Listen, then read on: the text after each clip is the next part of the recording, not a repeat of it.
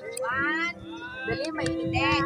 3, 10, 9, 8, 7, 6, 5, 4, 3, 2, 1.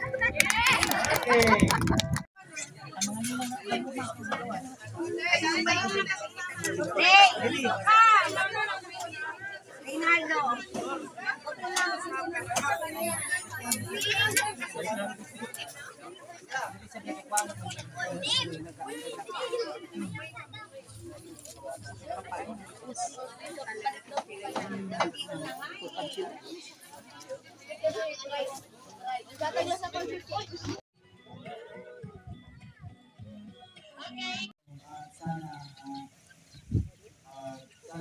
Maraming din salamat sa pagtutulong mo sa amin.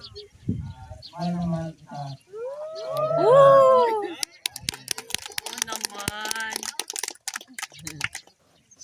Nakasawa natin yung palakpak. Diba? Kailan kagaling sa puso. So ngayon, pakikinggan naman natin si Trixia sa kanyang promise kay Jamel.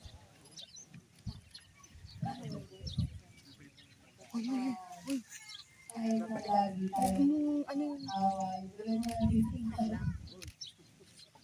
Kasi sabi ko, pipiliin kita araw-araw. Nakasawa natin yung palakpak. Video naman nila. Okay, so maganda sana meron ng video kasi pag nag-away kayo ng video, di ba? Actually, sa pag-aasawa, walang perfect. Correct. Walang problema sa pag nag-away. Normal yun. Ang abnormal, yung hindi na, yung naghihiwalay. No, kung maghiwalay man sandali, kailangan magbalik. Ang ibig kong sabihin ba, siyempre nailo muna kasi mainit pa. So, maraming salamat sa iyong promise. Ngayon, yung promise nilang dalawa ay hiningi ko yung singsing kung andyan kasi okay, so mga kapatid, mga kaibigan, bakit ang singsing ay bilog? Walang dugtong. Kasi yung pagmamahalan, yung dalawa ay pinag-isa, kaya round. No? At saka karamihan sa ginagamit ang singsing ay yung tunay. Pero nakita ko meron na rin mga silver. Hindi bali Jamel at saka Trixia kung ano gagamitin na singsing. Kahit hindi man yan tunay, ang importante yung pag-iibigan nyo ay tunay. So, itong singsing na to sa unang panahon, ito ang ginagamit na silyo. Lahat ng dokumento, kahit tinignan ko sa Old Testament, pag inano na yung singsing, yun ang tinatawag na silyo. Kaya ngayon, hindi lang promise nila galing sa puso, kailangan isisilyo nila through the ring. Okay? So, sa hapon, si Jamel, yung unang magsusot ng singsing sa kanyang asawa. Meron bang best man? Hindi ka punta dito si Dali. Kasi hahawakan mo yung microphone, baka meron siyang sasabi pa habang sinusuot ang singsing.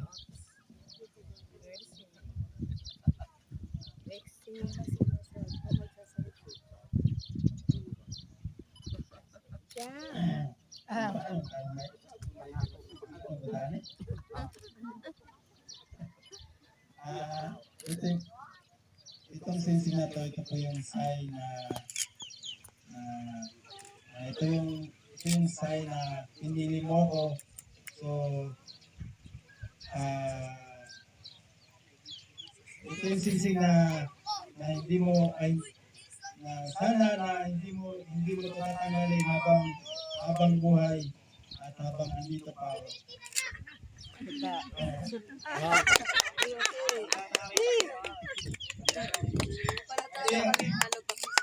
Ito yung tanda ng pagmamahal. Ayan.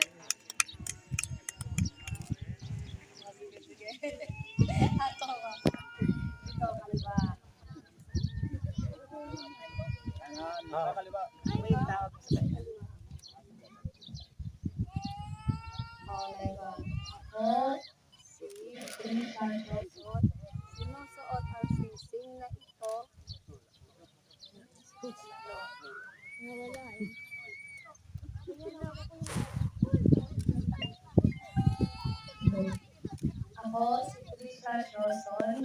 magsusot ang singsing na ito. Simbolo ng sa hirap at ginhawa, sa saya o lungkot, umulan man o bumagyo. Tanda ko, umulan man o bumagyo, ang singsing na ito nagsisimbolo habang buhay na kasama natin. Ayan. Ganon. Ganun. Okay, thank you very much. Pwede na po umupo. Maraming salamat po sa inyo. Pero mang bilo at saka yung cord, pwede natin ilalagay sa kanila. Sino ba yung naka-assign sa bilo or tinatawag na bill? Pwede na pong ilagay sa kanila. Meron ba? Oh. So, aantay lang natin kasi nakapag-antay na tayo ng mga tagal.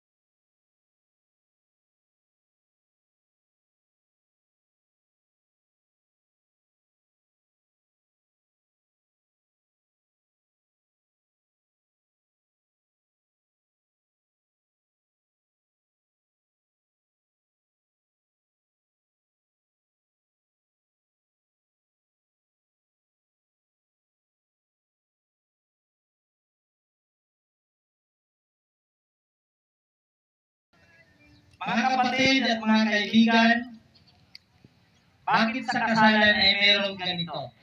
Pwede namang wala, diba? Pero kasi merong mga, bakit nilalagay yan? So yung una, Jamel at saka Christian, yung belo, nagre-represent yun na talagang tinabunan ka na. Ibig sabihin, tapos na yung pagkasolo mo, yung pagkasingle mo, hindi mo na pwedeng balikan yung kung anuman, tapos na yon. Dahil sa ngayon ay pwede na lang kayo tumingin pero hindi na pwedeng kumuha. Diba? O hindi naman pwedeng nakapikit lang lagi. Hindi naman tayo titingin, diba? Pero hindi na pwedeng kukuha ng pwede pang magkasama kasi nakakalimutan nyo na yung lahat ng nakalipas. Ganon din sa'yo, Jamel. No? So kung ano man ang meron kayo noon, tapos na yon. Sa araw na to, hanggang sa patuloy na pagsasama nyo ay laging tatandaan nyo na lahat sa pagkasinggil nyo ay tapos.